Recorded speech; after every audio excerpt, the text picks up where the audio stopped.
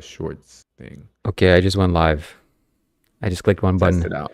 Test it out and go look at it. Let's see. I'm gonna try it as well. The thing is that I don't. Oh, there's no place to name it because I guess there is no naming on a vertical. But you can name it post. You can't name it on vertical because it's just a short. Uh, I think. Let me see what it's coming up as on mine. This is so funny. it doesn't even show that I'm live yet. Oh no, it is. It says Andrew Tate. It doesn't even show that I'm live yet. See, I don't know where to change. Where do we change this? Why is it Andrew Tate? Oh my God, bro, this is unacceptable. I think you can change it with Studio, YouTube Studio. Oh yeah, that is where you change it. That is exactly where you change it. You're right. Yep, that is exactly where you change it. Mine's is not showing me live yet. Yeah, but the app doesn't allow me to change. I'm gonna have to change it on my actual YouTube Studio, which is. I think I'm gonna have to get another stream key from my YouTube Studio as well. Give me 1 second,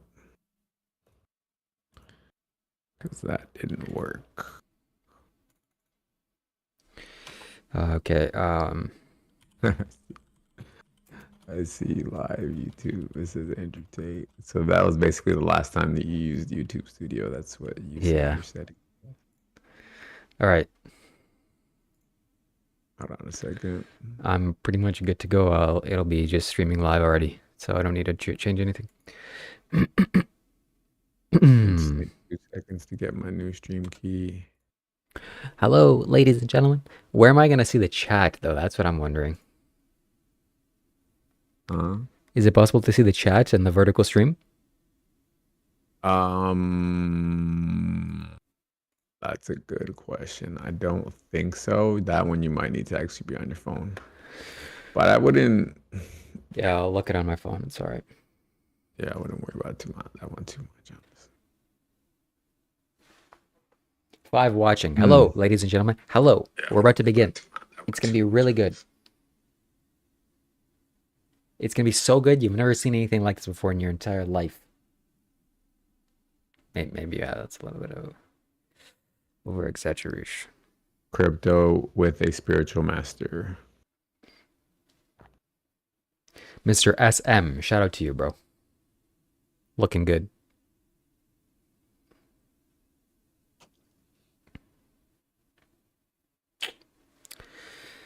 Yeah, what can I say? To live and die in LA.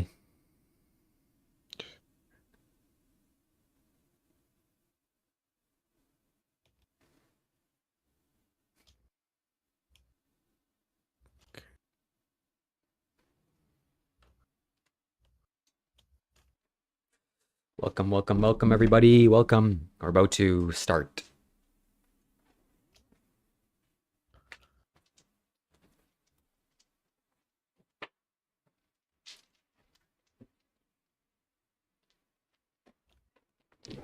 Got my laptop.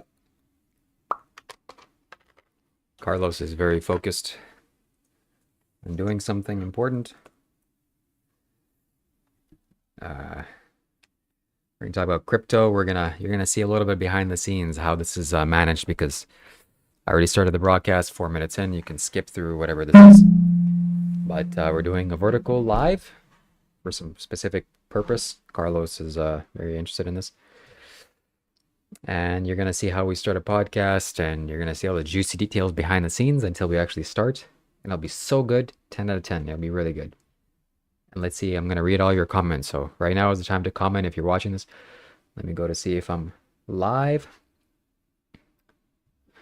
View my YouTube channel. Look at that, I'm live. 8 people watching. Hello, my friends. 8 people, that's wonderful. How's it going there? B-Man, yes, sir. Riley, are you a gangst? Are you a G?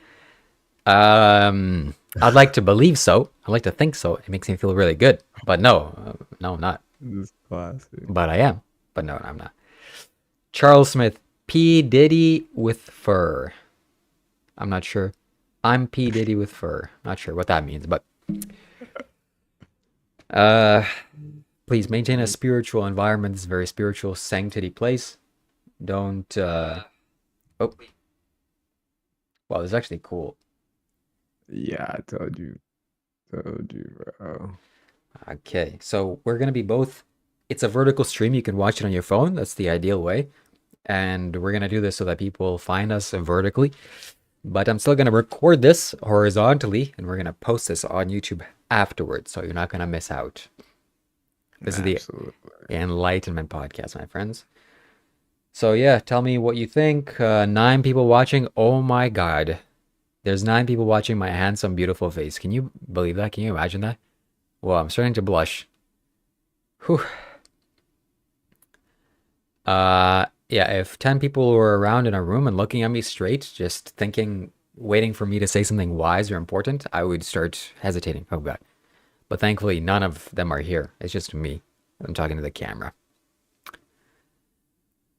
What else All can I right, looks like it's working on my side now. I don't know Roger why it that. wasn't working earlier. That's weird. So I think I'm now also live.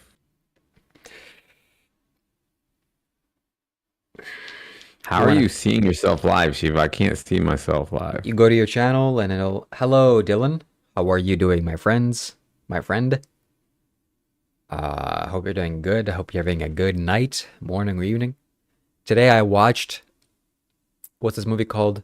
The Truman Show. Ooh, mwah. Excellent. The first time watching it. So good, so juicy. So philosophically makes you think. So many things to ponder. So many, what's the word? What would be the elegant way of saying this? So many philosophical, how do they say it? How do the smart people say it? So many things to reflect on. That's maybe the right way of saying it. Lots of things to reflect on. Philosophically, lots of things to reflect on, and it was very good. So if I don't see you, good morning, good evening, and good night. Or good afternoon, good evening, and good night. Wherever you're in the world. Shiva, can you go to see if you see me live? Sure, my friend, no problem. By the way, ladies and gentlemen, if you're watching this and if you want to buy my Rudraksha, it's for sale, $110. You should definitely, yes, you are live. Crypto with a spiritual master. Look at that. Can you see the video? Let me see. Okay. It's loading. It's loading. Yes, I can see my beautiful face on the bottom. Can you hear everything? Can you hear me? Can you hear everybody? Yes. All right, let me know when you're ready. We're going to start this. I'm ready, my friend. Any last comments? No. So tell me when I should start recording, and I'm going to introduce this. You're going to watch how I blast this place, how I change when the recording button starts. Well, they already started, but I just don't understand why I can't see myself live and you can. the most important thing is that you are live, and I can read questions. How are you? Like, where'd you go to find your own feed live? Just go to my channel, and as if you were a viewer, and that's it. 6 people watching. Buy my merch. Buy my merchandise. It's very spiritual. So spiritual, isn't it? Oh, I see it. Join my When Discord. I click on it, I can't open it. Yeah, well, some people's technology is very bad. It needs to be upgraded. And some people, like me, invest very highly in spiritual and technology. Anyways, can't say that. Miss Eden, laughing emoji. Yes, shout out to you. The White Man, spiritual merch. Noise. Yes, it's very spiritually merchandise. Please buy it. Yes, video is good from our end. Thank you very much. Eden, working on it. Gonna buy for sure. Yes, thank you very much. Namaste. Anyway, it looks like it's working on my side, so I'm not gonna trip about it. 7 people watching. That's the number of chakras that are in the human body. 7. Very spiritual you are if you're watching this. Extremely spiritual. 8. That's the number of infinity, wealth, and abundance. Oh my God. We're all going to be really rich by watching this. And sound is great.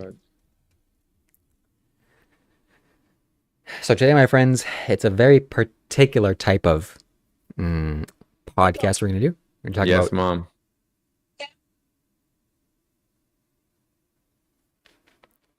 All nothing. right, hold on. We're gonna talk about cryptocurrency and money. Just get whichever one that you looks warm. That make sure it look like it's thick on the inside. You know what I mean? Hello, Memory foam. Those are $10 too, but I think these are more warmer, but they're just more money. Which one? A backside. We're gonna go ahead and mute him for now, and I'll read some of your comments. Mahesh, namaskar to you, Mahesh. He's a part of my Discord server. You should definitely join. It's fantastic. The White Man. What's the other cat's channel name? His name is Scary Hours Podcast. I highly recommend you don't check him out. He's too scary for most people. But if you want to check him out, Scary Hours. What else? Yeah, as you can see, I'm wearing my Rudraksha every single video because it gives me nice spiritual special vibrations and energy. Oof, I love it so much. Nice and big and juicy. Makes you want to eat it. Like, can I eat this? It looks like chocolate. So delicious. Don't eat it. Ma, por favor, just get that one. Thank you. Okay, I'm doing my Discord. Thank you. Whoa. Jesus Christ. Why does it say chat is disabled for this live stream? No, it's fine. People are commenting on your chat. Yes, someone just said, Assalamu alaikum. Assalamu alaikum. How do you properly respond to this? I need to find out so I can pretend to be Muslim. So like salam or something like that. Assalam. Not to pretend that I'm Muslim. I want to be proper professional. Assalamu alaikum. Also written as salaikum. God dang it. Say how to respond to it. How to respond. Apologize, my friends, for the text. The proper response to Islamic greeting Assalam alaikum is Wa alaikum salam. Wa alaikum salam. Wa alaikum salam. Wa alaikum salam. I need to get past 80% of Muslims so that they feel like, oh, there's a very respectful gentleman. And without them considering me as some sort of weirdo. Hello, Guru Pikta in the building. Not sure what that means. Questions and answers, but hey, maybe you know better. The White Man says, you guys seem like a couple of legends. Yes, thank you very much for recognizing us, or especially me, most importantly. I am definitely in a legendary status. I'm trying to bring Carlos up, I'm carrying him up the mountain here. But, you know, we all got to do community service wherever it's required. This is my community service. Let everybody know we're going to be talking about crypto today. Yeah, cryptocurrency. It's going to be very nice because I invested in cryptocurrency. Let's see how much money I made, huh? Shall we? Yes, we shall. Wealth Simple. This is my trading platform. Let's see how much money, my friends, I made in crypto. Woohoo! I'm surprised because some very smart man a long time ago, not going to say who it is, told me to invest in this, and I did. And let's see, how much am I up? If I were to sell today... Who's that smart man? That's not important. Let's see. It was me. Yippee for me. 41% earnings today. So I would have made, I made 41, if I were to sell today, it would be 41% return. You already made 41%? Yeah. Oh my God. You almost like killed it with that call. Yeah, it's no big deal. But I'm also making money staking. If you don't know what that means, my friend, staking, they gave me money because I have money. So it's a nice kind of decision. Okay, let's see. What are the comments? Peace be upon you. Thank you very much for all the listeners and the watchers. Shout out to you. Look up Guru Pikta. Maybe I will.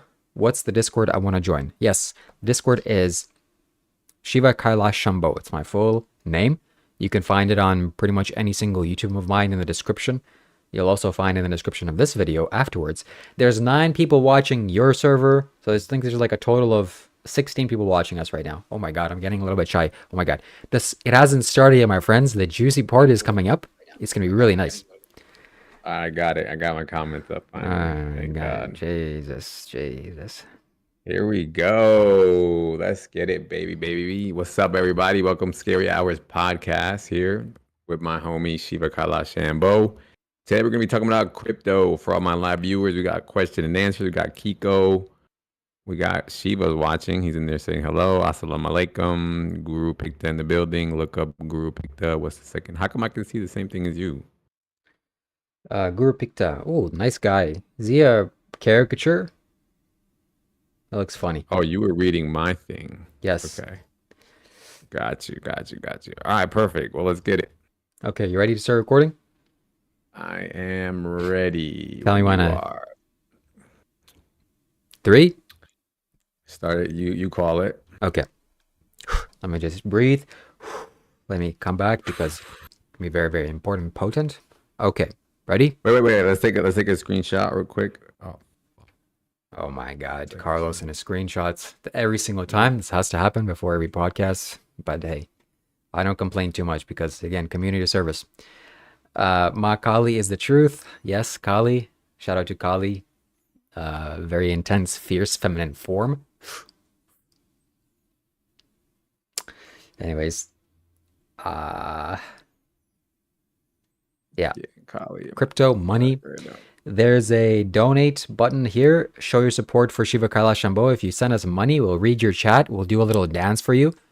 We will enthusiastically read your question. We're going to devote a significant chunk of our time towards your question.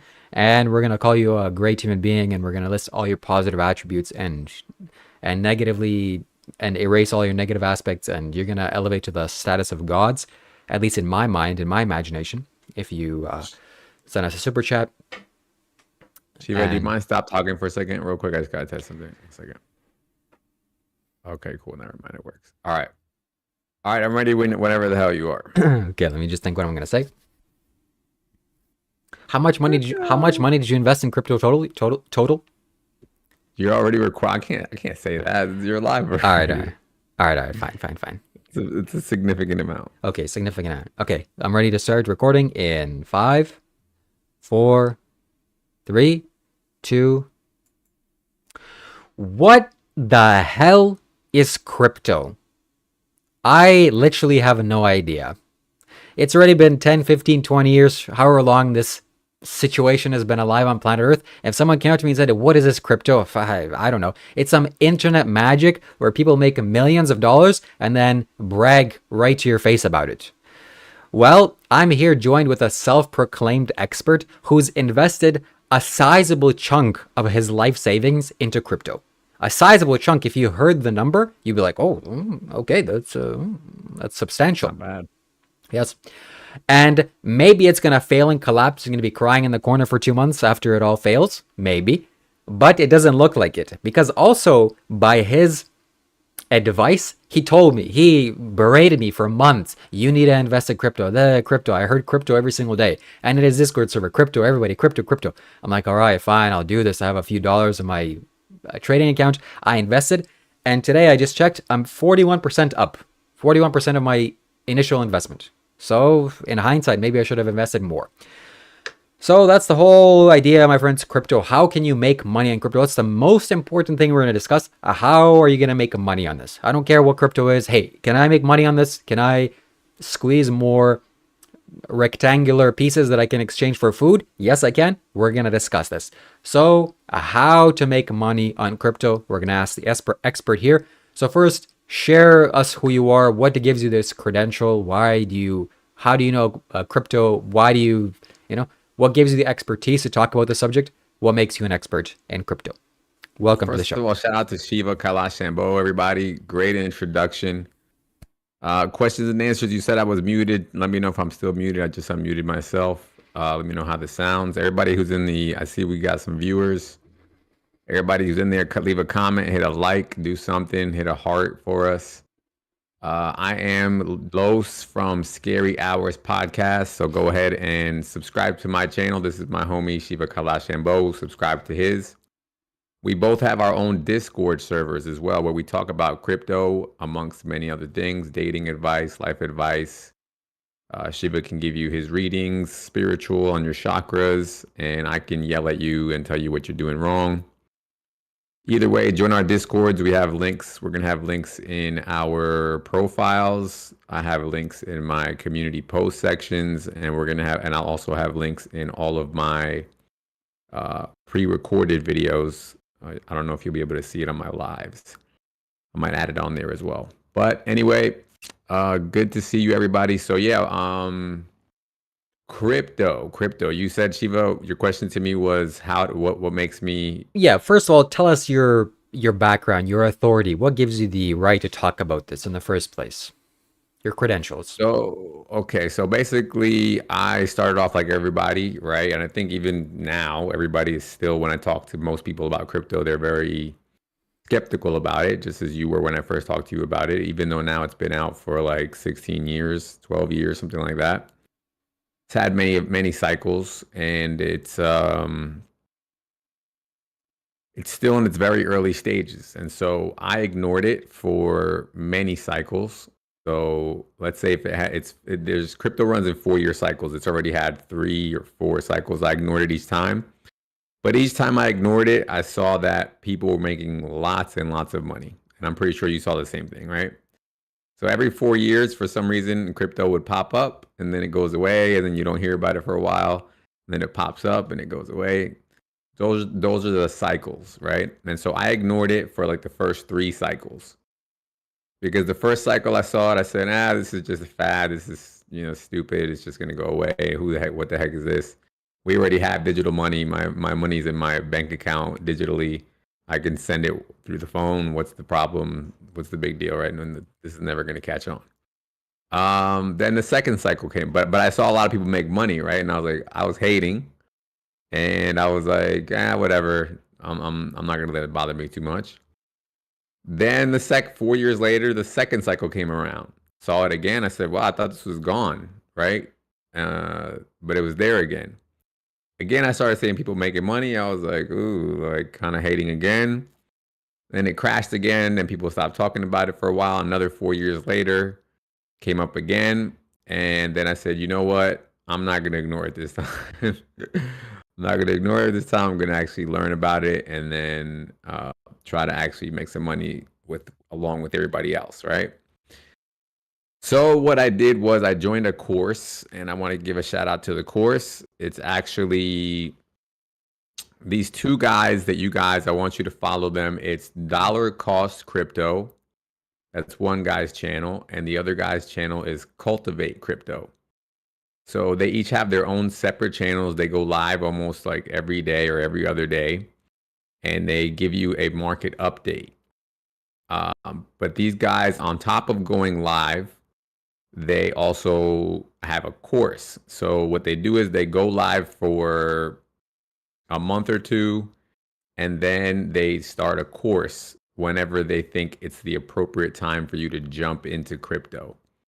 So they start their courses anytime crypto hits a low where they think it's a good buying point. And then so what happens is that kind of incentivizes. So they give you the same exact information when they do their free recordings. But when it's time to buy, they go into where they stop doing the free live feeds, and they do their courses.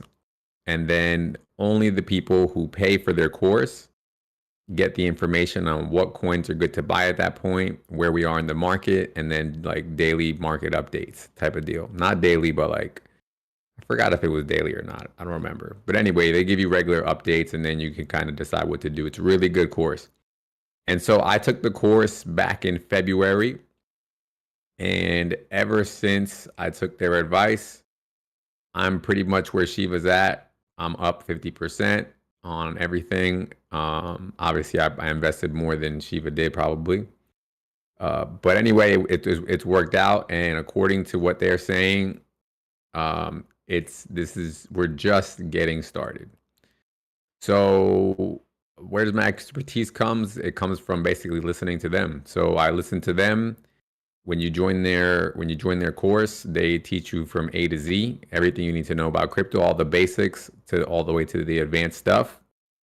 And then just from listening to their free stuff constantly, they're also always teaching you every single day. So just doing that since February up until now, and then also my own experimentation, I feel like I got a pretty good handle now on how crypto moves, what the flow is, what the rhythm is, when are good entry points, when are good exit strategies.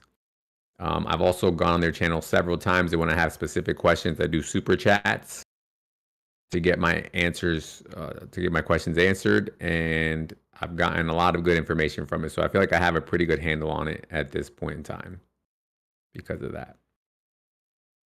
Someone asked, let's say you have $20 or not much to invest. You don't allocate too much money to this, but you have $20 or some pocket change. Is it enough to invest? And what would you do? Where would you invest this? What would you recommend? So essentially, the way that crypto works is that you have your safe crypto, the safest one being Bitcoin, right?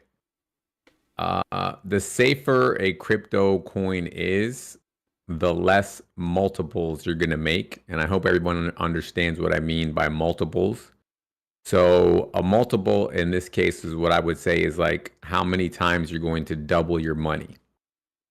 So let's say if you put $20 in, let's say you do one multiple, then you would have $40 at the end. If you do two multiples, then you'd have $60. If you do three, then you'd have et cetera, right? You understand? So the safer the coin, again, the less multiples you're gonna do on each 4-year cycle. Okay. So if I had $20, personally, I would do the riskiest thing. I would put it in the riskiest possible coin. Because the riskier the coins, the more multiples you're gonna do.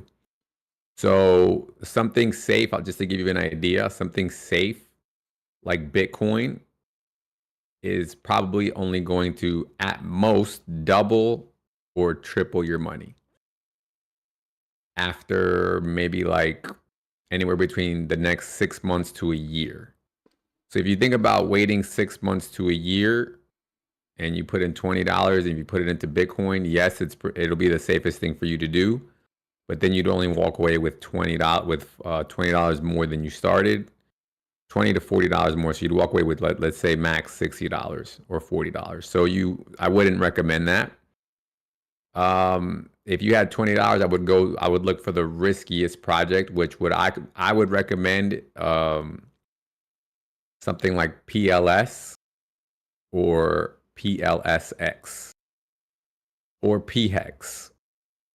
Now, the thing about the riskier coins, though, is that they're not usually listed on mainstream exchanges. So personally, I use Coinbase, Kraken, and Crypto.com. Those are the 3 apps on my phone. Those are mainstream centralized exchanges that you can buy all sorts of crypto on, but usually they only list the safer coins. They don't really list the risky coins because obviously they want to keep a good reputation on their end, right? So to get the riskier coins, you're going to have to get a MetaMask wallet. I would do some research into that, but it's pretty easy to do. It's just a Chrome extension. And you're going to want to just watch a couple of videos. It's also all going to depend on what country you're in. So Shiva, you're in Canada. What app do you use to buy your crypto? I use an app called Wealth Simple. Wealth Simple. Okay, so I never heard of that. I'm here in the States, so we have every country is going to have different apps. So I would just do a quick Google in your country. What are the top 3 crypto apps in your country? And it'll tell you. And then I would also say join the Discord. That's another shameless plug. Join the Discord. Go to my Scary Hours podcast, and I can give you some more specific information. But again, it would just be a matter of getting the most riskier coin. And right now, I'm recommending, like I said, PLS, PLSX, or PHEX. And again, this is all based off of the information I got from Dollar Cost Crypto and Cultivate Crypto's channels. Yeah. You said something interesting. You said that there's a 4-year cycle. So tell us what the cycle is. Why are there cycles? Is it something that is unique to crypto? How long is the cycle? When does it repeat? And how can you take advantage of it, most importantly? So yes, so crypto basically the reason, first I'll explain the reason why there's a 4-year cycle, okay? So the way that the money flows in the crypto market is that it follows Bitcoin, okay? So out of all, so you know this Shiva from I guess I'm assuming you've looked around at this point.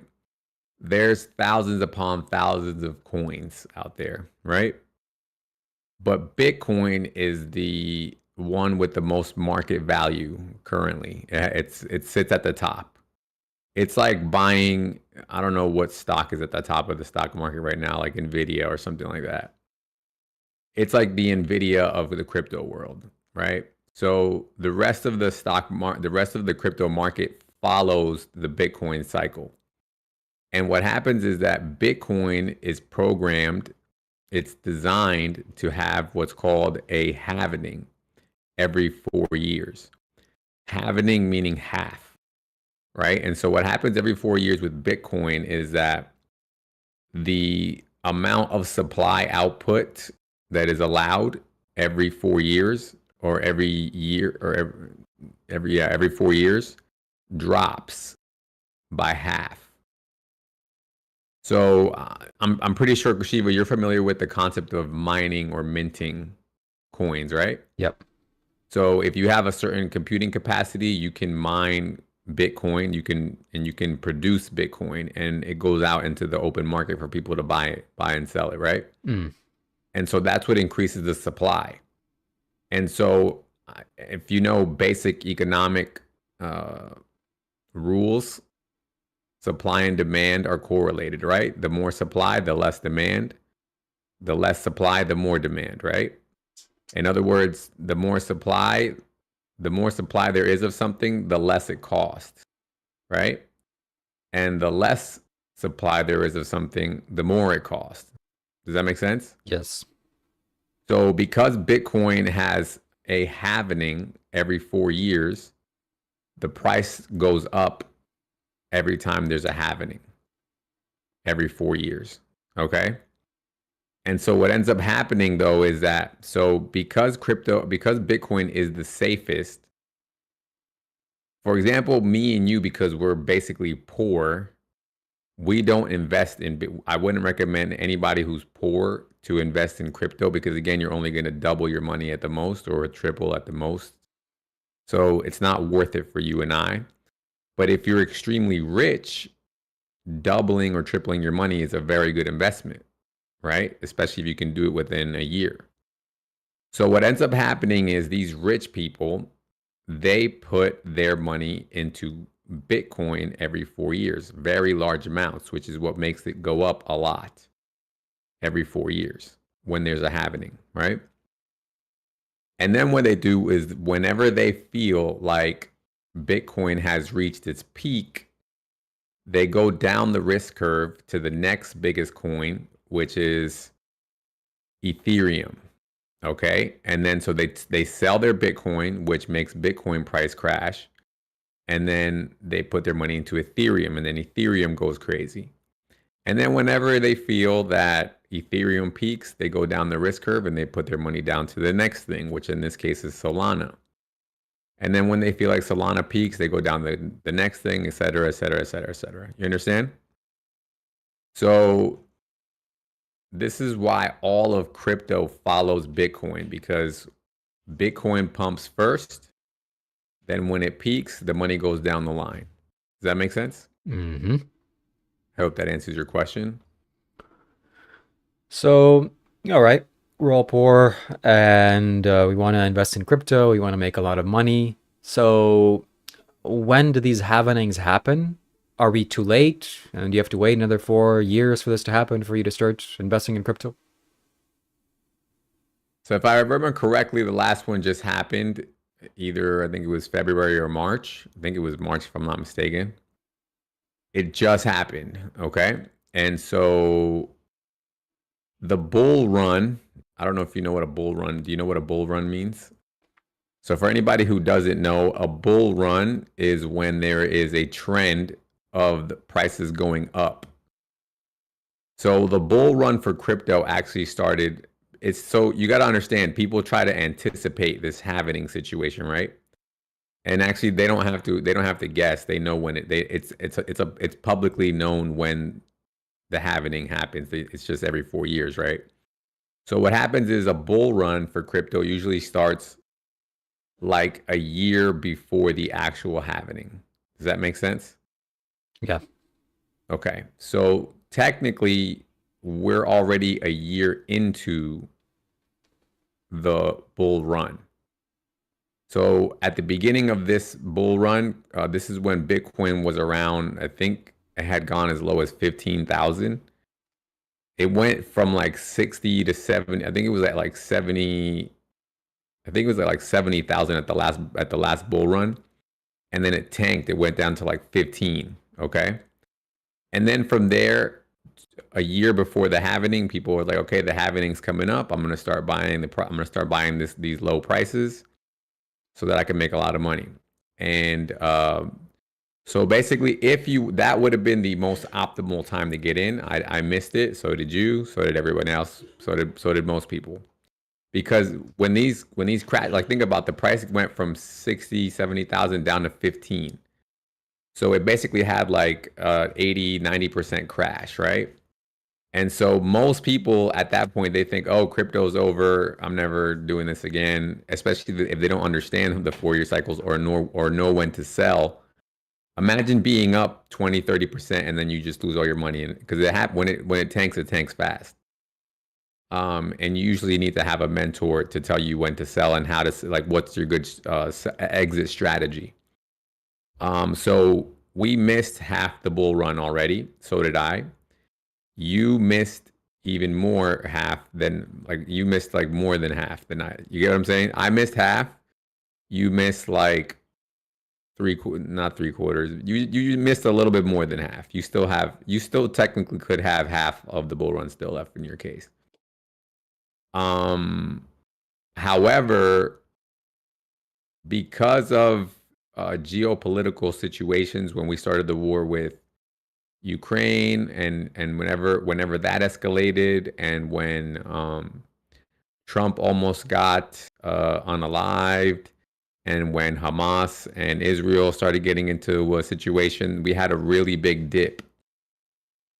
And so even though you missed half the bull run, Shiva, you were actually able to get in at a very similar price that I got into, if that makes any sense. That's why we're both up like around the same, like 50% at this point. So you're not too late. The geopolitical situation kind of saved you, even though you got in late, but you still got in at the same price that I did. So no worries there. The only caveat to that is that the bull run is going to end at the same time for both of us. And the difference is going to be that I would have been in since February. And so I technically only have to wait until February to sell if I want to lower my tax burden.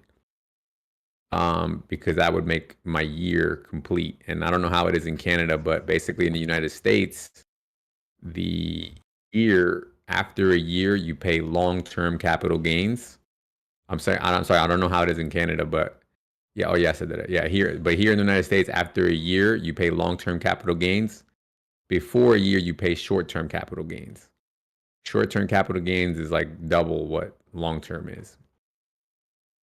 So that's the only difference. So because you got in late, and let's say the bull run ends in June, you're going to pay short. Do you have short-term capital gains in Canada? Probably. They all want to take taxes, so I wouldn't doubt it if they did.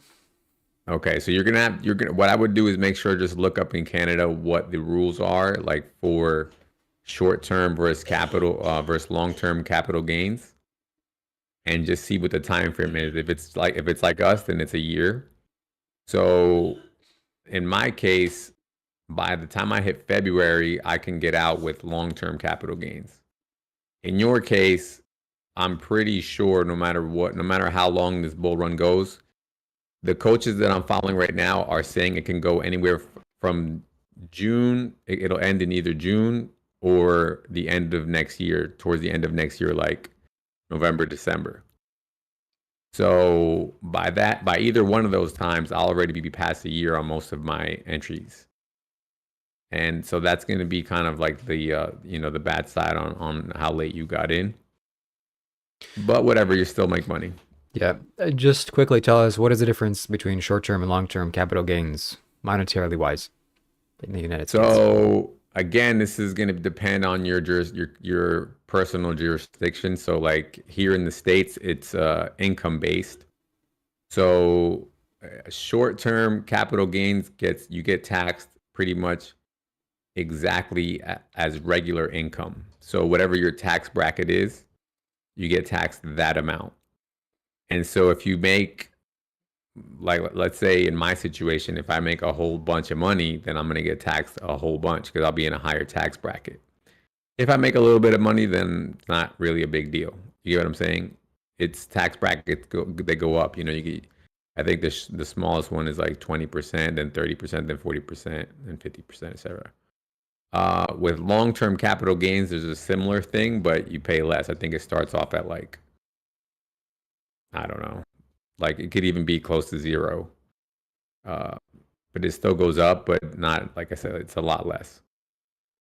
So tell us this, because I know in gold, when bad situations happen on planet Earth, for example, the situation happened in 2012 when people got sick, the price of gold skyrocketed. Everybody wants to hoard gold. It's a valuable asset.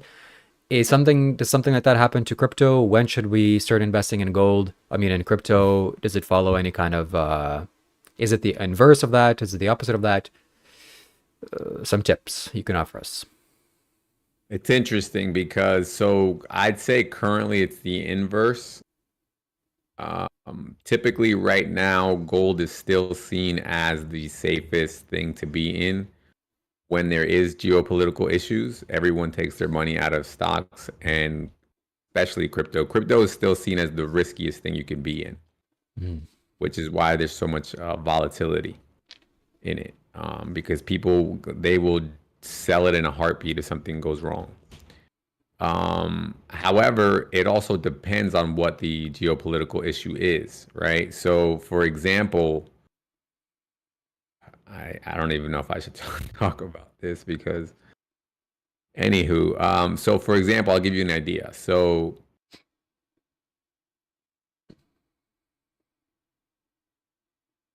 how can I say this in a kosher way? So, the United States is currently the world reserve currency, right? The US dollar is the world reserve currency. So, whenever people trade with each other, whenever countries trade with each other, when they sell each other oil, when they sell each other steel, whatever, most countries don't want the currency, like, let's say from like some third world country. They don't want that currency, right? So what they force each other to do is they say, no, before anything happens, exchange your money into the US dollar, and then I'll sell my goods to you. So they only sell to each other in US dollar, right? Yep. And so, again, I'm trying to word this nicely. Because everything gets traded in US dollars, the United States has the ability to put sanctions on people and on countries. Does that make sense? Because it's our dollar, right? And so if you have a bank account that has US dollars in it, then it's easy for the United States government to put a sanction or to basically put a hold on your bank account, even if you're another country or another person in another country, whatever, because you're using our money. Does that make sense? Yep. And so for certain geopolitical situations, let's just say imaginary country A gets a sanction by the United States, they then can switch over and say, well, you know what? We're no longer going to do trading in US dollar. We can now do trading in Bitcoin. That geopolitical situation would make Bitcoin go up. Does that make sense? Yeah. Yep. And this is actually something that a certain country did. It's the country next to the one that you were born in. So I know you know what I'm talking about. They Да. actually did that. They actually did that this go around when they got sanctioned. They went and they opened up the channels of trading with Bitcoin, and then that caused their economy to actually go up. And so, even though they're in the middle of a conflict, their economy is actually doing better than what it was before the conflict Wow. because the price of Bitcoin has gone up since then, right? Interesting. Yeah. So I don't know if you know this, but also recently, that country, I'm not going to name it, uh, that country has recently started to create laws around crypto that are favorable to the crypto community. So that president from that country recently made the cryptocurrency a legal asset in the country for all of its citizens at this point. Um, for example, another geopolitical thing, El Salvador. So I don't know if have you seen the recent situations with El Salvador? Yeah, briefly, but I know that they're into crypto.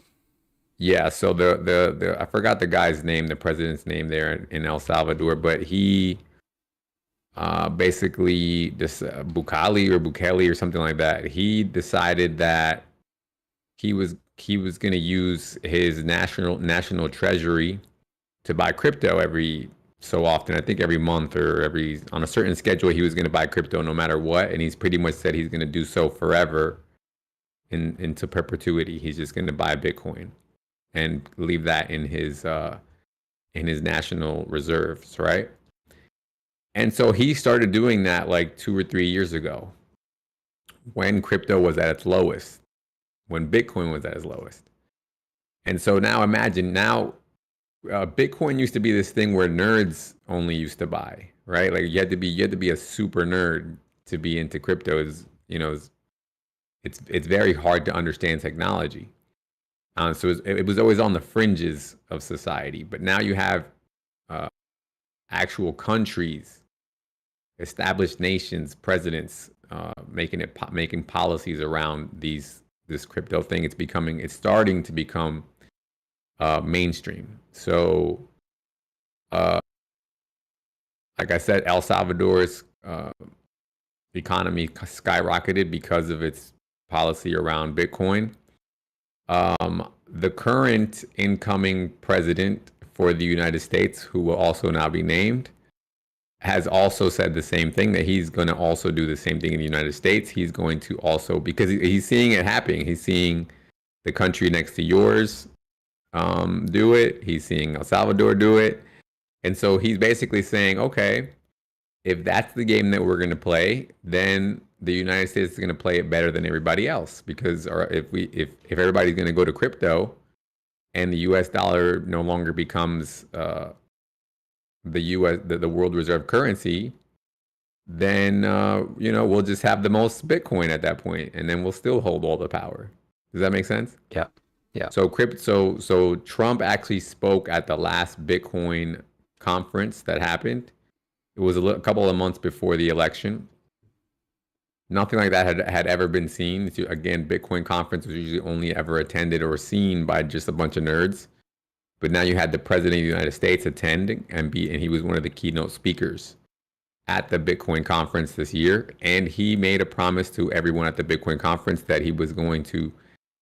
So the United States currently has a reserve of Bitcoin, currently a pretty large one, because what they do is, as you know, Bitcoin or crypto was used especially in the beginning, it was mainly used for nefarious reasons. You know that, I'm pretty sure, right? And so what ended up happening is whenever let's say, I don't know, the FBI or the feds or whoever would capture a criminal, they would also seize their crypto, right? And then when their crypto got seized, it got put into the U.S. Treasury, right?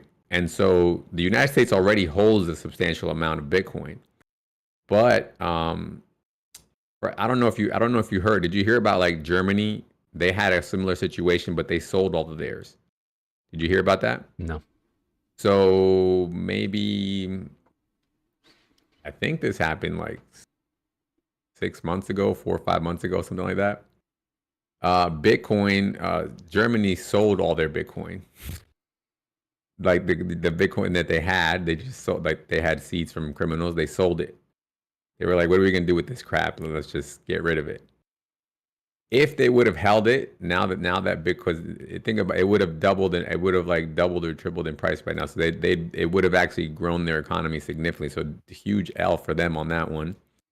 But Trump on the opposite end, when he spoke at this conference, he promised everyone that not only would he not sell any of the Bitcoin that we currently have, but he would also make the United States the number one producer, minter, miner of Bitcoin, and also purchaser of Bitcoin.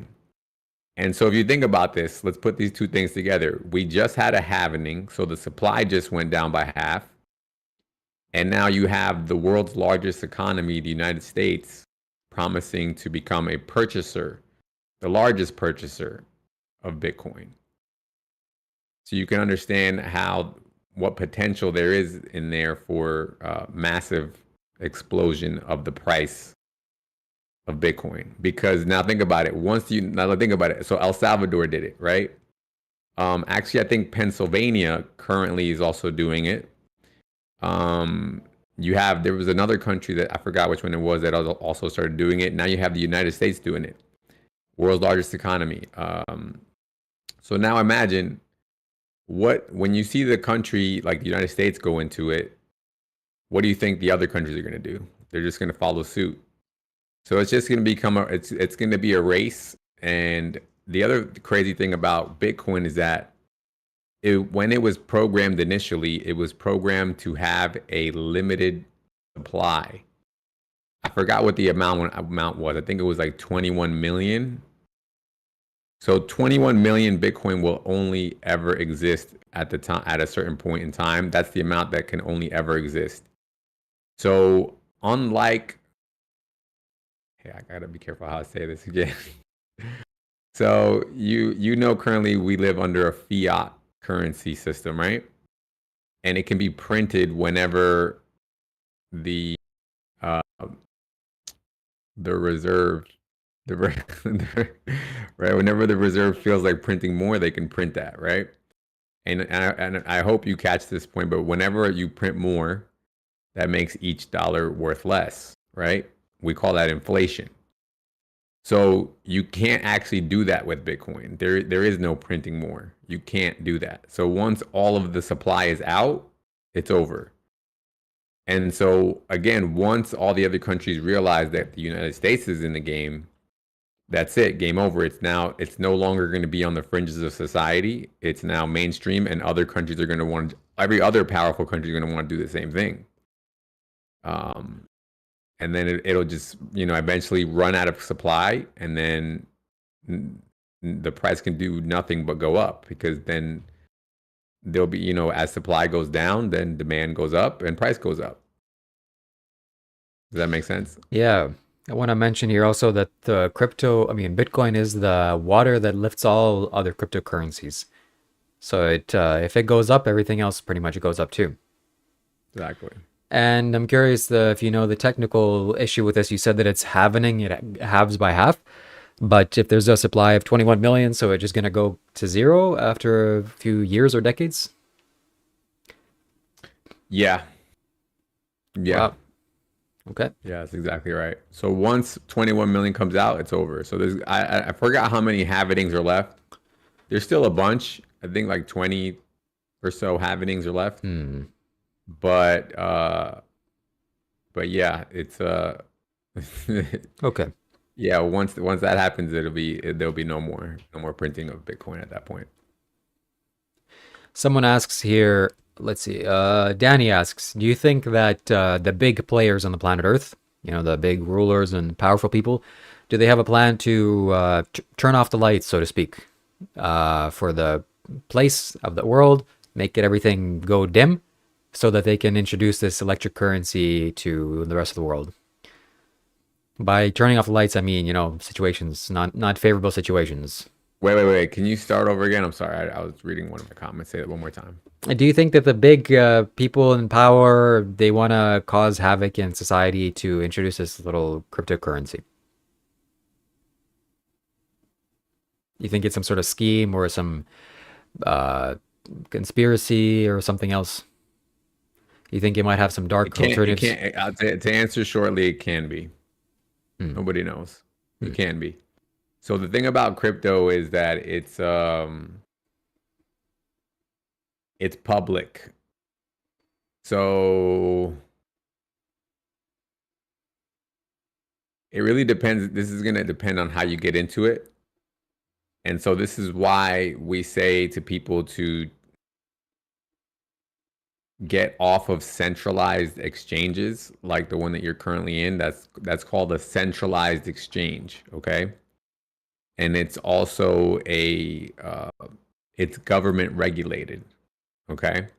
So, for example, the ones that I have, Kraken, Coinbase, and Crypto.com, they are legal centralized exchanges here in the United States, right? And because of that, they fall under US regulations. And so they have to follow whatever US policies are created, right? So currently the policy that's created around around crypto in the United States is that those exchanges have to report to the IRS whatever earnings I make. So outside of my control, those exchanges will report every year how much earnings I made, and then I'll owe whatever those taxes are, and the IRS will expect to get paid. And that's what makes them, fall. They have to follow those regulations. There's no way around that. However, there's still some channels where you don't necessarily have to buy on a regulated exchange. There's still some unregulated exchanges out there. And if you happen to do that, this is not financial advice, and this may not even be true, but this is just what I heard. You might be able to buy on uncentralized, unregulated exchanges, and if you do that, you don't have to enter your personal information.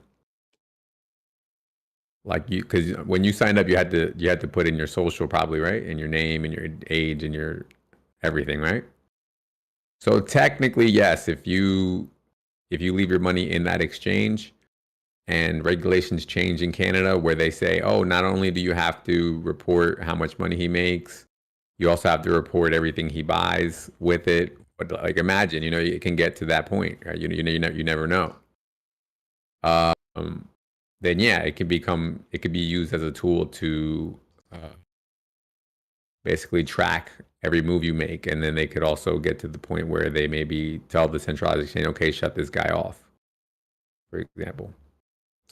Which again is why we recommend, like, for example, I make my initial purchases on centralized exchanges, but I then move my coins over to the uncentralized wallet, which the most popular one right now is MetaMask. So I highly suggest everybody to get themselves a MetaMask, and yeah, go forward from there. So, okay, let's move on a little bit slightly to this topic here that there's a halving every 4 years. Right now, there's a bull market, and the price of cryptocurrency and Bitcoin is going up. But then after this finishes and the price starts going down, how can you make money in crypto? Do you just kind of give it up and focus on something else and wait for the bull market to come back? Yeah, so this is where most people are going to need a mentor. So I personally, this being my first cycle, what's going to happen is there's going to be certain indicators that a professional will be able to look at and make a decision and say, well, there's two things that are going to happen, okay? First of all, you have to have a exit strategy, number one, which again, more than likely a professional will have to explain to you how to do, but I can give you a simple idea. that is basically whenever you triple your money, you take out 1/3.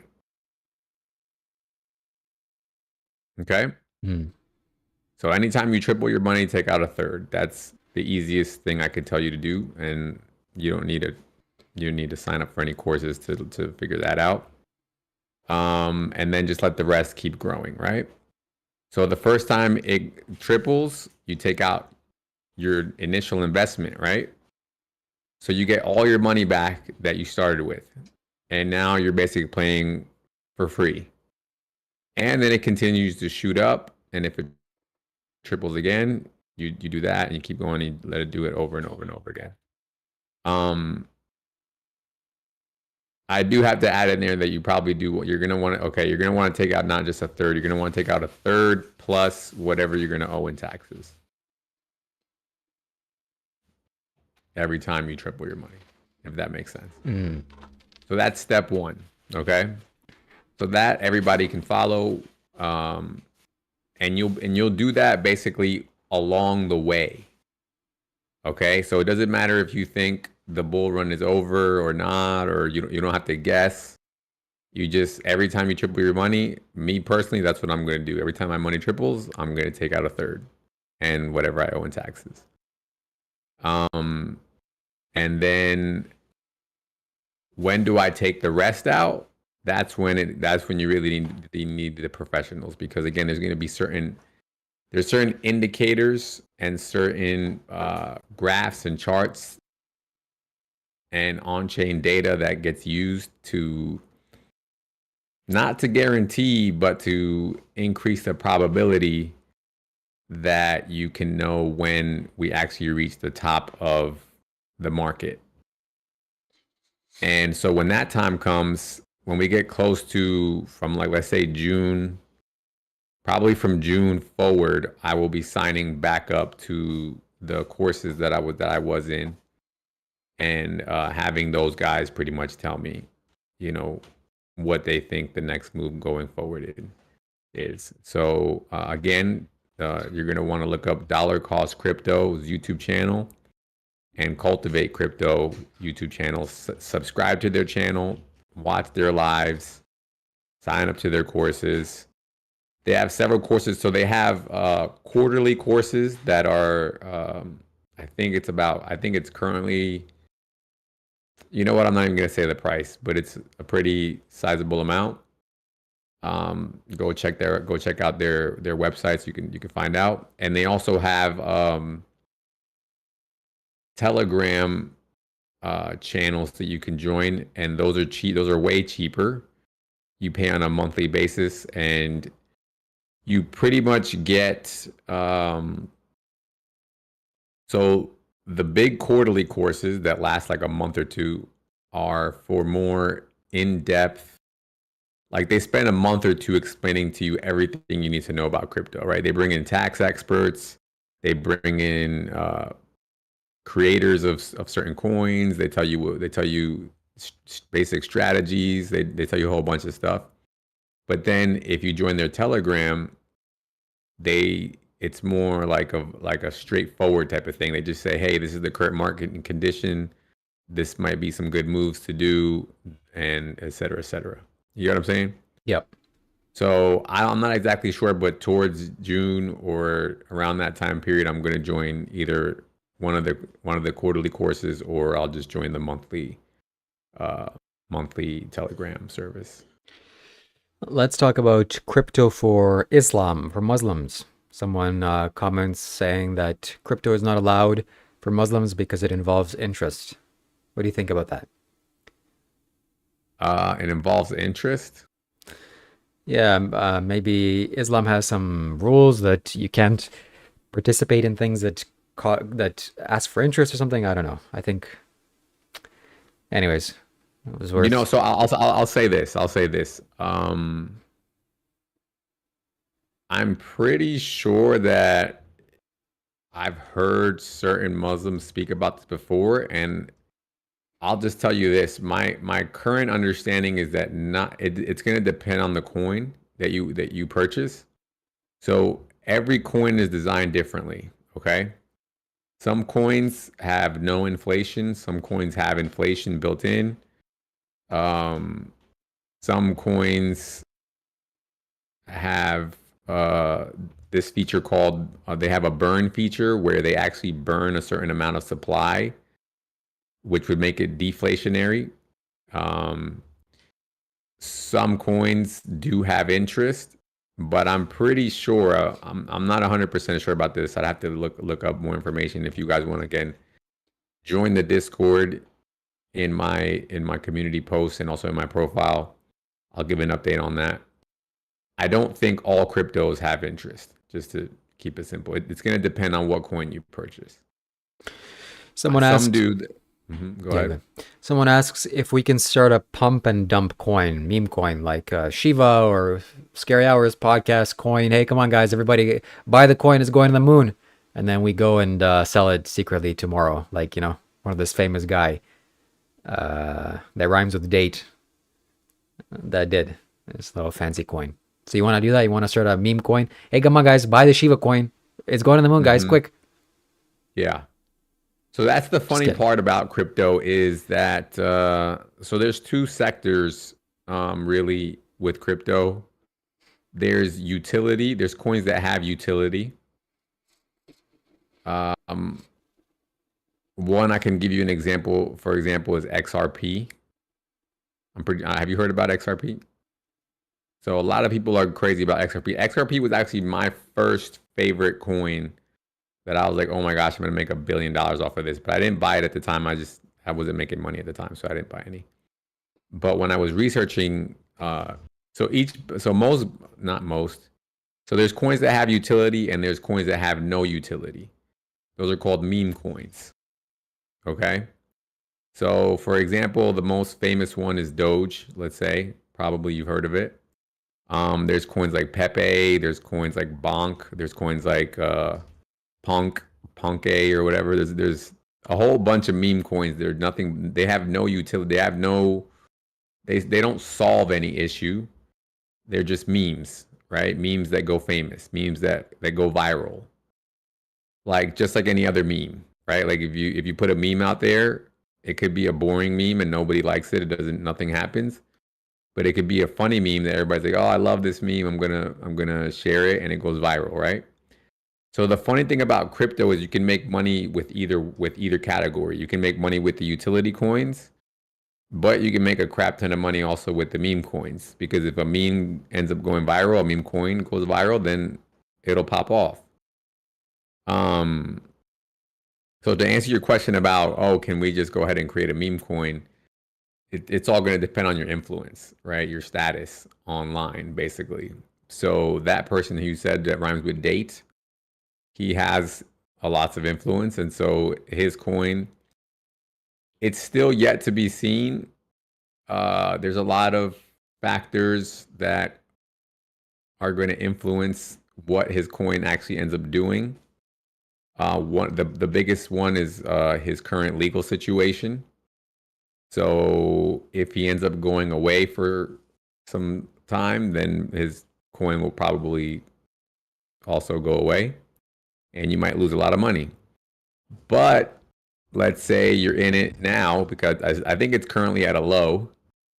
Let's say you get into it now, and let's just say for whatever reason he gets lucky and he ends up winning his case. Guaranteed that, well, I'm not going to say guaranteed. I take that back. Take that back completely.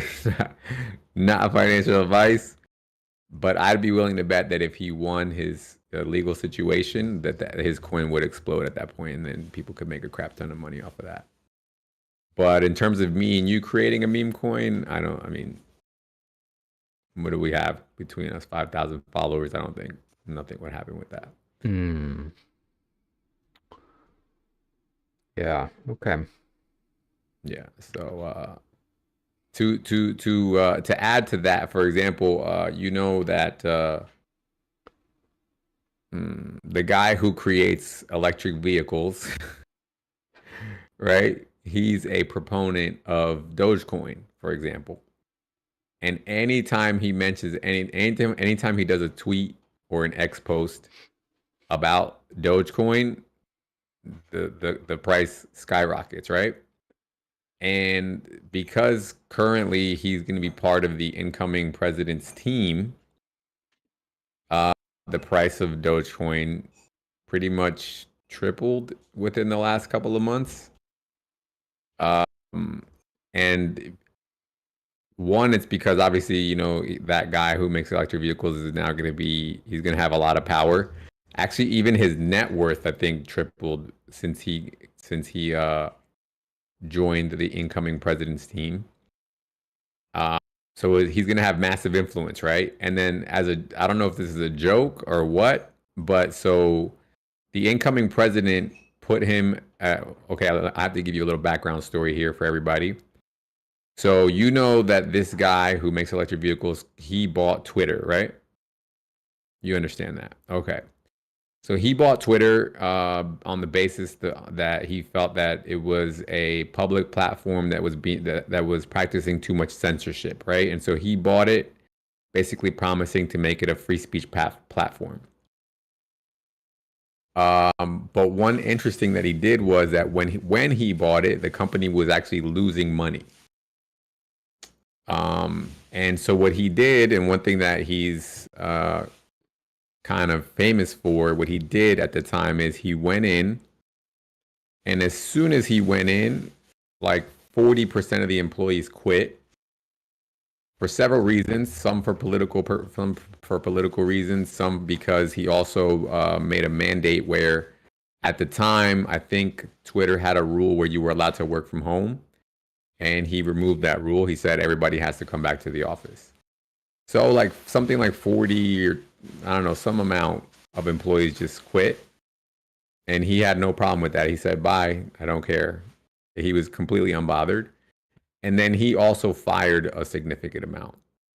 And so I think, if I'm not mistaken, the company currently is running with, I think, 20% the amount of the employees that it used to have.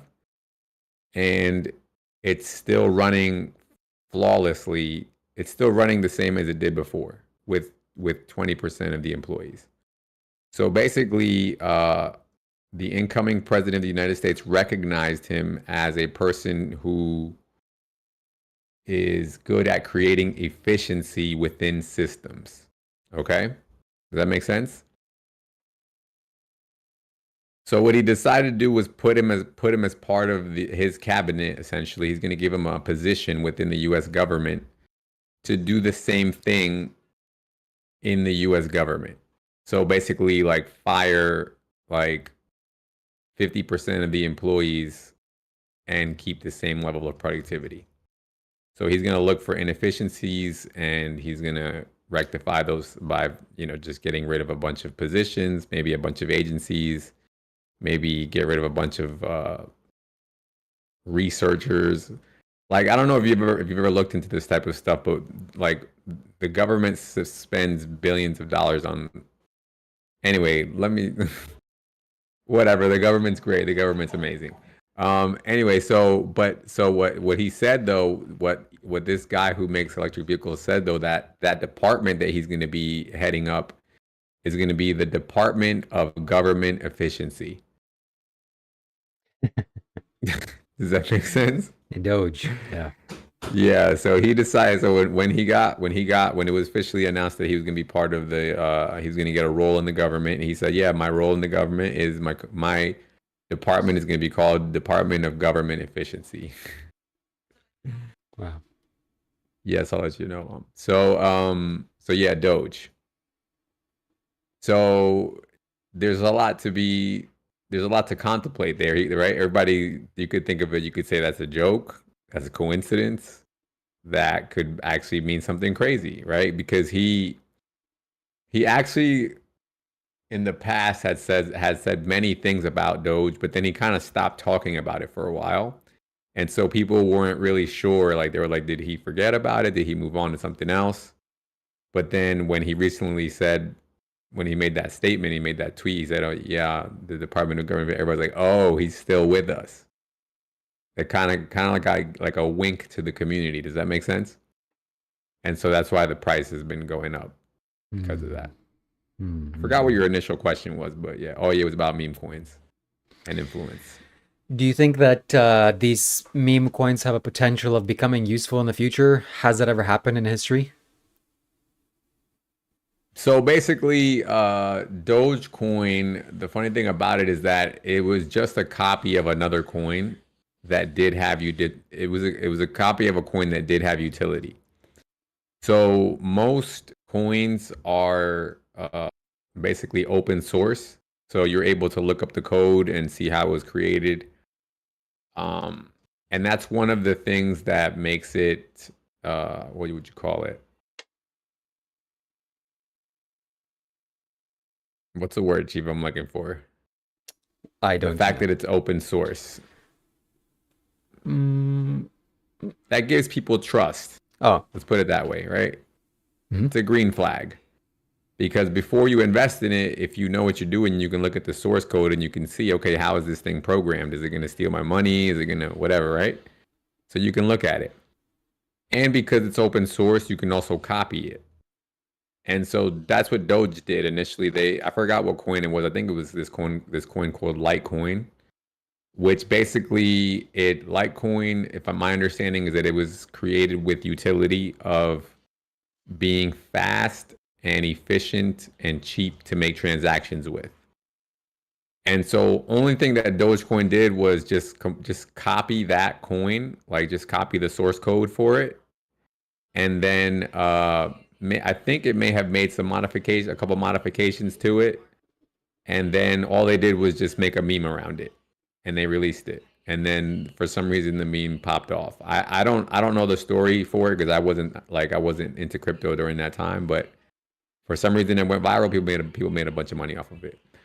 But so this is how it started. At one point, Elon said he himself looked at the source code and he liked it. He actually said, "Wow, this has good source code behind it." And the guys who made the copy actually made some pretty good improvements to it. And he said, "It'd be interesting. It'd be an interesting proposition for me to send some of my engineers to work with the Dogecoin engineers and make even more improvements to it."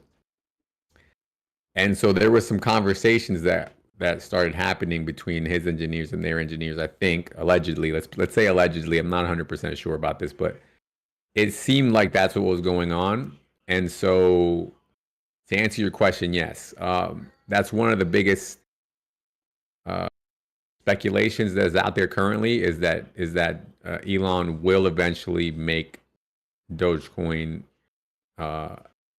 will increase its utility and then end up using it possibly on his platform and then, making it possible for other people to use it on other platforms as well. How safe is this crypto? How safe are these coins? Because you hear horror stories of people losing their money because of some wallet.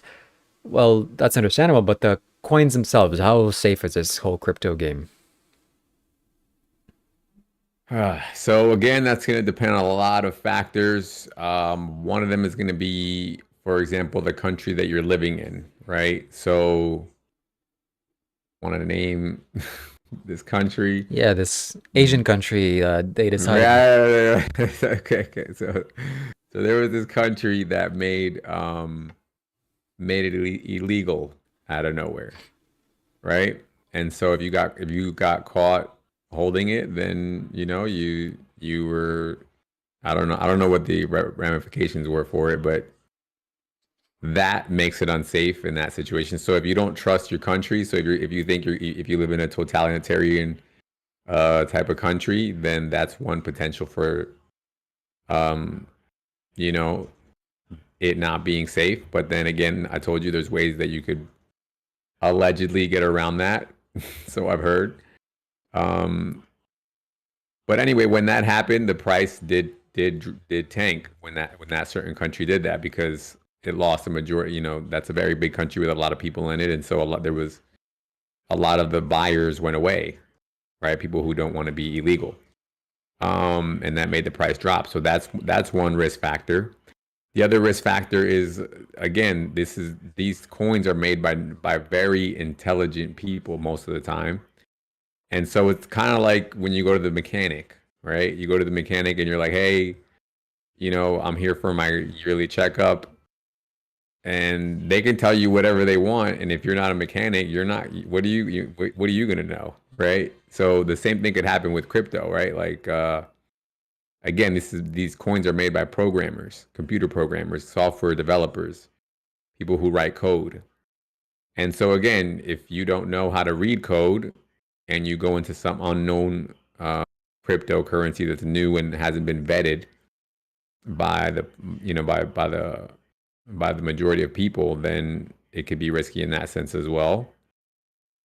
And then again, along the same point, if the source code is janky or poorly designed or whatever, then you have the potential for hackings to happen, or for there to be some sort of a malfunction in the code that would cause a shutdown of the system.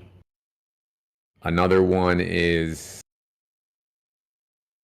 let's say the exchange that you currently hold your currency in. All the time, this happens even in the States. The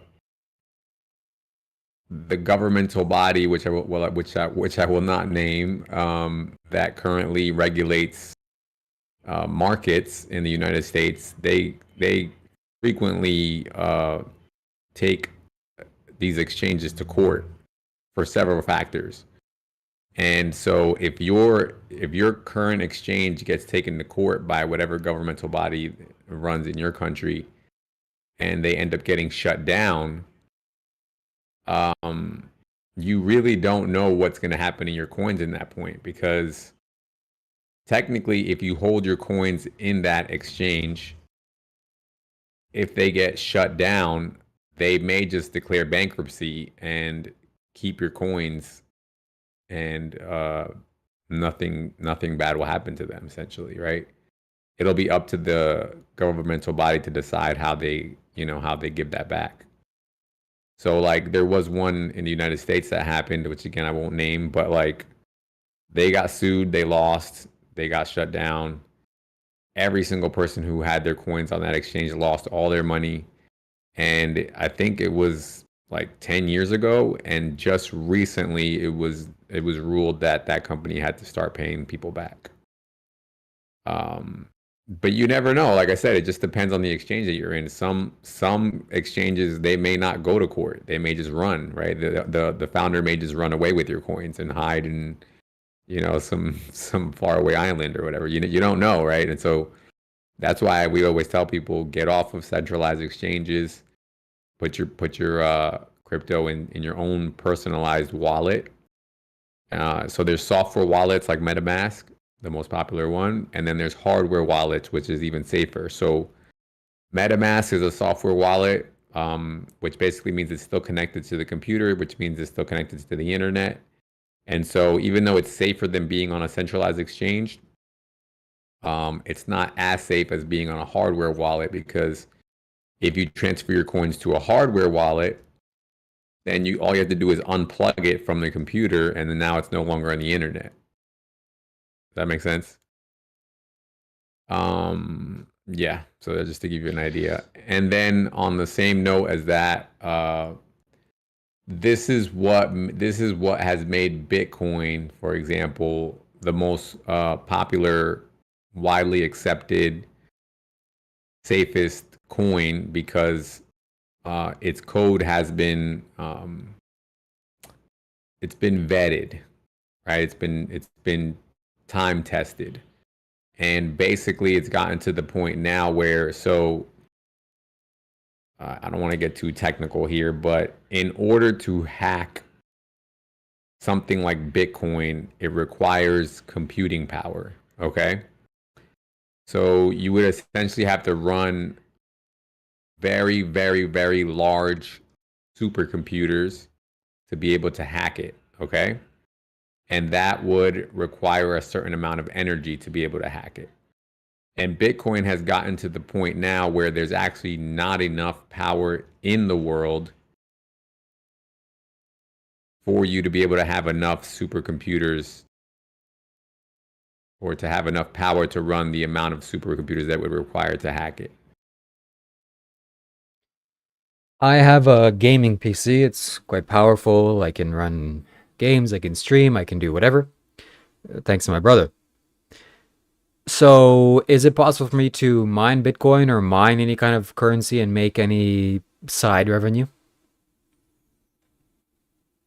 So this is going to depend on the coin, but most coins actually require you to pay to become a miner. So Bitcoin, you would have to pay a very large amount to become a miner. So that I would say no, it doesn't really matter on the size of your or your computer power. And also with Bitcoin, because of the fact that it's so large, so it was, and this is also part of why Bitcoin supply is always getting halved, because every halvening it requires more computing power to mine Bitcoin. And so Bitcoin, for example, because it's so large at this point now, the computing power that's required is basically unattainable for a regular person. Only large companies can really afford to do it, or like rich people, whatever, etc. But to answer your question, you could do it with smaller coins. There's smaller coins that you could mint currently or mine that would cost less. They charge less to become a miner, and also the amount of computing power required to mine and mint coins is a lot less. So you can just do some research on that. Someone asked me how I personally feel about Bitcoin or cryptocurrency. I don't really feel much about it. It feels like a game. You know, I want to build my life and invest in things that actually bring value to people. Well, Bitcoin also brings value and cryptocurrency brings value, but these meme coins is like a game. You buy low, you sell high, and have you done anything useful for society? Well, you could argue. So it's an avenue to make money. That's just how I see it, and I want to become more skilled at it. I want to invest more money into this. I want to put more money into my trading platform so that when the opportunity arises in the future, oh, cryptocurrency or oh, Bitcoin or Dogecoin, I can take advantage of the waves as they go up and down. There's no reason why I should miss out. Especially, it's pretty easy. It's a pretty easy way to kind of source money, or you can say gamble.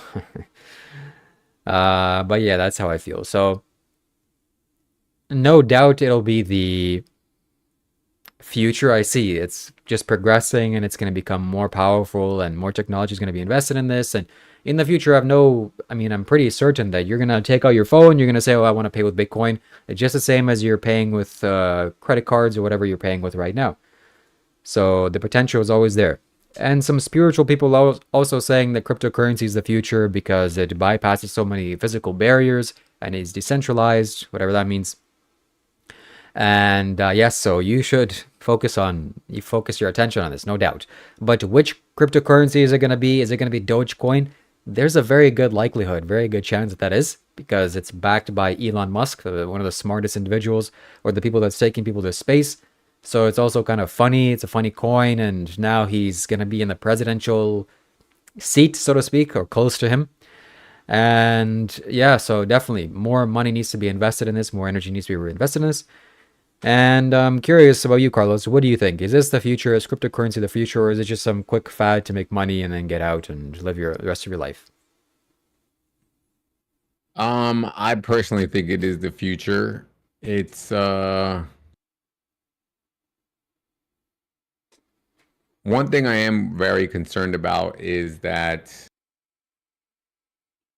crypto is most crypto, especially Bitcoin, is like essentially taking a stance against, who can I say? Yeah, good point. The system, the matrix. It's taking a stance against that large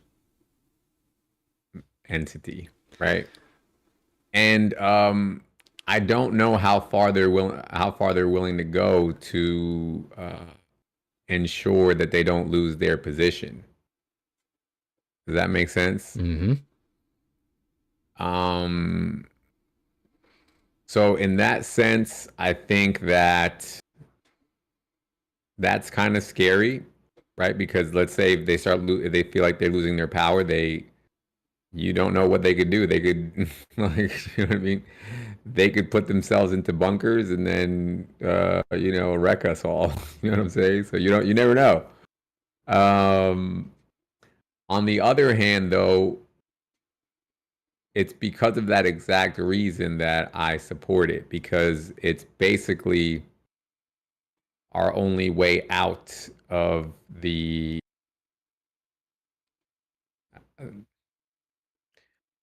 matrix. Let's put it Yeah. that way.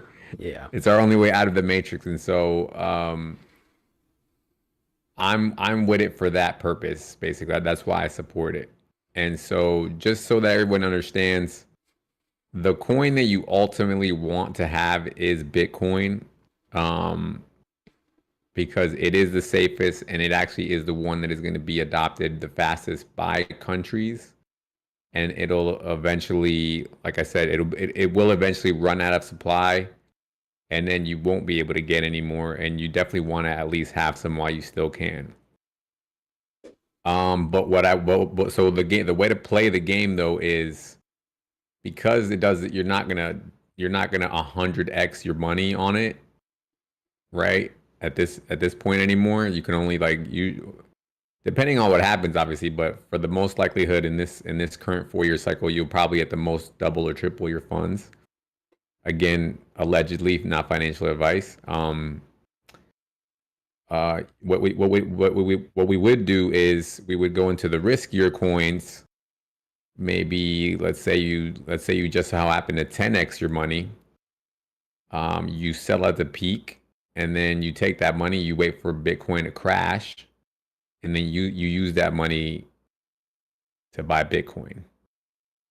And then you just hold that for the rest of, like, you never let that go. You just hold that till eternity. Or you use a percentage to buy Bitcoin, and then you use another percentage to get back into the game for the next 4-year cycle. I hope that answers your question. I have a super chat I got to answer. I didn't know I could get super chats on live, but that's awesome. Or on live on shorts, but I guess I can. So I got a super chat here from Rizzo 529. Shout out to Big Riz.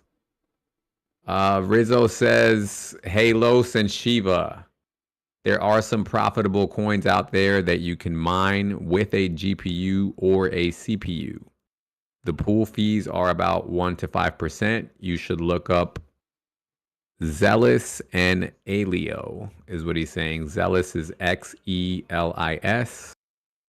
And the other one is Aleo, ALEO. That's another one. So yeah, like I said, yeah, there's coins out there that are just getting started, and they want to incentivize people to, mine their coins, to mint their coins, and so yeah, they'll make it pretty accessible for you to do so. Another ones that I would recommend personally, again, not financial advice, do your own research. Everything we say is a lie. Is PLS, PLSX, PHEX, anything basically made by Richard Hart. Because his coins are currently low, because he's currently in a legal situation with that government body from the United States. And so his coins are pretty low for that reason, but his projects in the past have made people lots and lots of money. And currently his I'm not gonna say that word again, his legal situation is looking favorable. People who have been attending the hearings have all noted that the judge seems to be taking his side, and he's actually hired 11 of the world's best lawyers to fight this case. And like I said, it looks like he's gonna win. And so again, that would be another one I would look into, possibly, if you want to get into the mining game. I would look into that one as well, because if he wins his case, that there's a chance that will go to the moon. That's funny. Not financial advice. If you're some rich guy, you do something wrong, well, there's wrong and then there's wrong. He did something wrong. Hire 11 lawyers, tank the system, find every single loophole.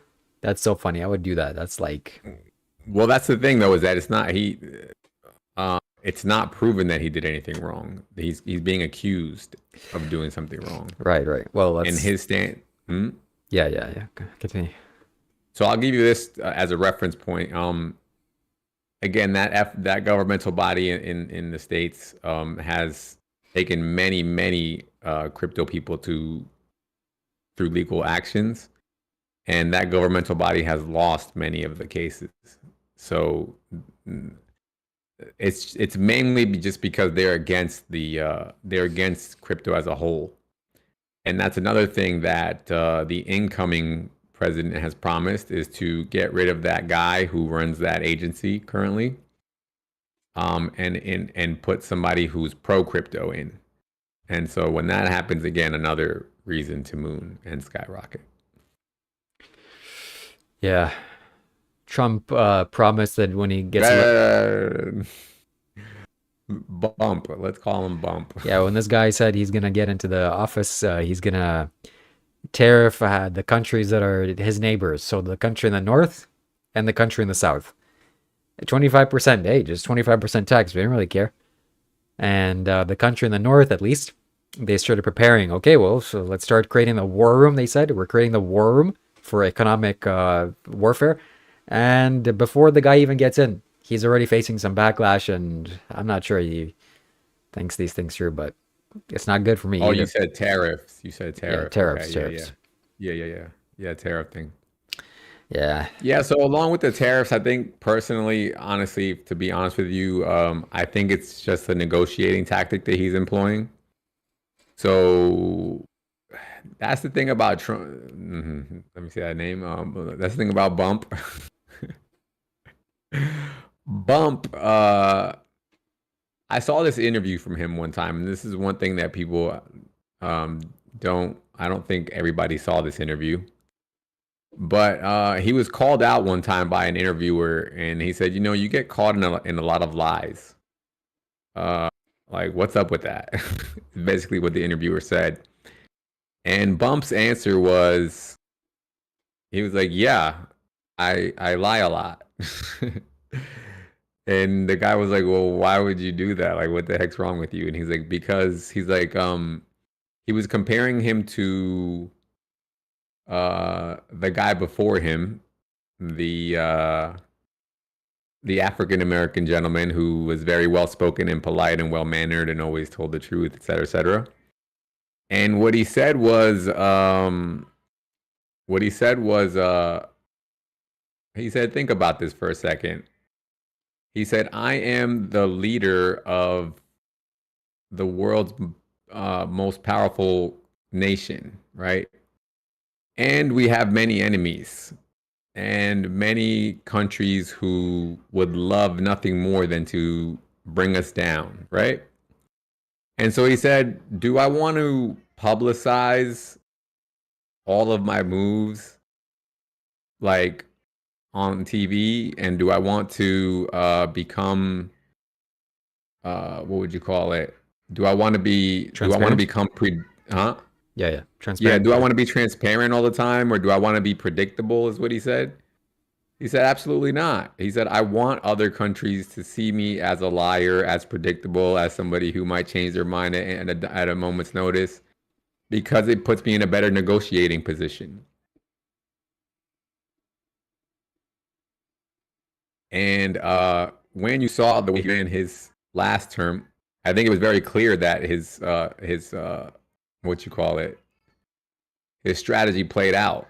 Pretty much, he went all the way all over the world and dealt with leaders, and he got, from what I saw, he got nothing but respect from all of them, because everybody was like, this guy's a wild card. We don't like he could just press the button, I don't know, like, he's crazy.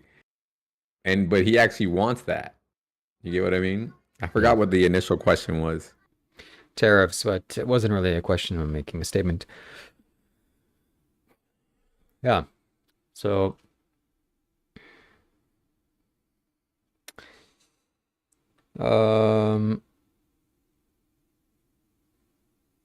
Someone is Oh yeah, texting. okay. So yeah, just give me a second. While I'll talk until you come back. You're still lagging a little bit. So with the tariff situation, we don't know. Like he said that publicly, yes, but again, he could change his mind at any moment, and he could also just be using that as a negotiating tactic. And the funny thing about it is that, for example, this is not his first time doing that. He put in tariffs last time he was in office, and if the opposing party really hated the tariffs that he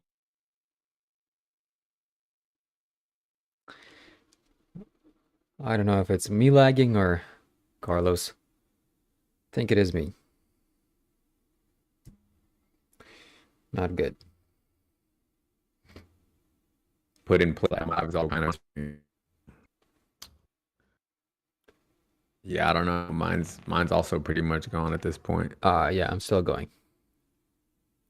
You're still going? Do Yep. you see me or am I Yes. frozen? I can see it. Okay, I think I'm back.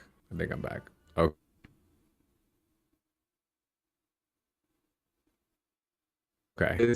He says, gotta run soon. Have a fun stream. I mine crypto as a hobby. You'll have to look into CPU, GPU, and ASIC mining.